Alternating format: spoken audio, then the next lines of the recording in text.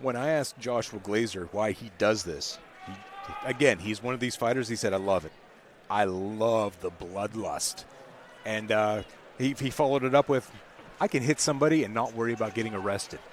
So there's a mindset for you. And now Yancey, you know, despite the 1-1 record, he's been boxing for the last 10 years. So he's still been around the block and has experience. And right away, he's looking to set up his jab and come forward and dictate the pace. Was that a body shot? I looked down for just a moment. It looked like it was an overhand right. Ooh, and there's a bull rush right out of the ring. Yeah, a tackle as Yancey goes crashing down to the floor. Yancey looked like he may have caught a small of his back a little bit. He looks like he wrenched it. Yeah, he looks a little rattled up, but he's shaking it off, and I'm sure he'll fight it out. He will fight it out. Ref asks to see if he's okay. Yes. And we're back at it. And again, Yancey trying to come in with the jab, circle out, throw some hooks. And now both fighters just swinging away. An aggressive fight in the clinch as these two wrap up. But right now, from the range, both doing a good job of. It looks like they're both willing to jump in, throw a few, and then jump back out. They are.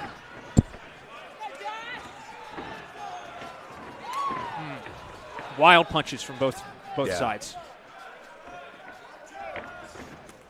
Need to get that out of their system, I guess, in this first round. And it looks like that was a hip toss from Joshua Glazier that throws Yancey down once again. And you can see the coach from Justin Yancey's corner.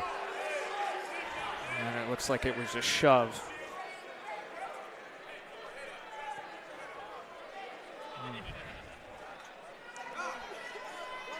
And Yancey went down hard there. He did.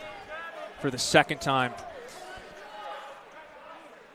Joshua Glazier talking to to his corner, rather. Looks like he's getting a warning. Yes. Letting him know you can't grab, hold, and twist. Yeah, it's all fine and dandy in MMA, but here in the squared circle, there are rules. There are rules.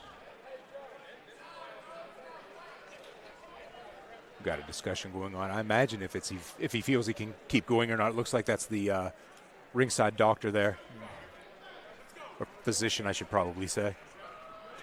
And it looks like Yancey just got the clear, and the action continues. Here we go.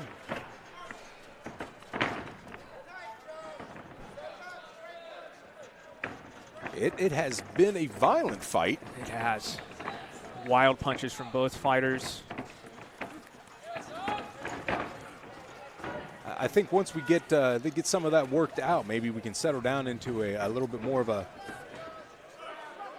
And it's hard to imagine that there isn't bad blood from Yancey's side from the two takedowns earlier in this round.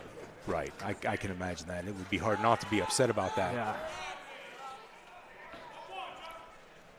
But Glazier does have Yancey on the back foot for the most part of this round.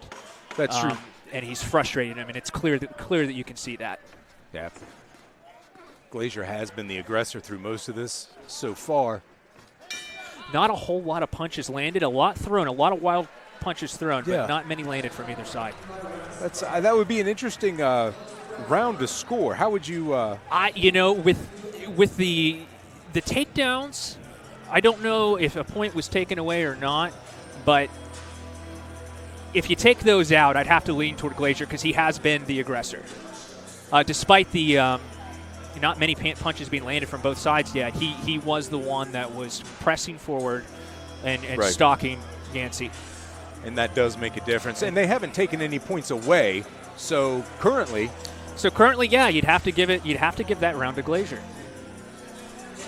See, I don't know if we had any replays or not of anything that was.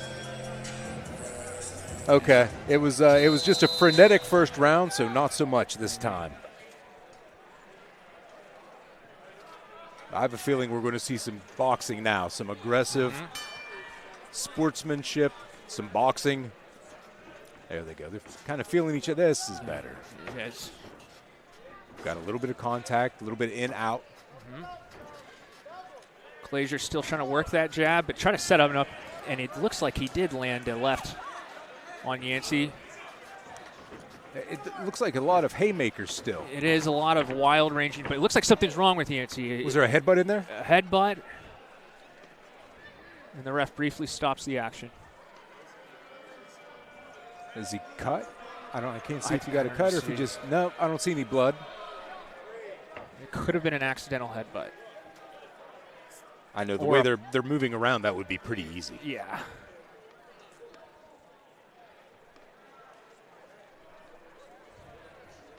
And taking a look at the replay, I haven't seen anything yet. It's still hard to say what that was. See if we can get a good view of that or not.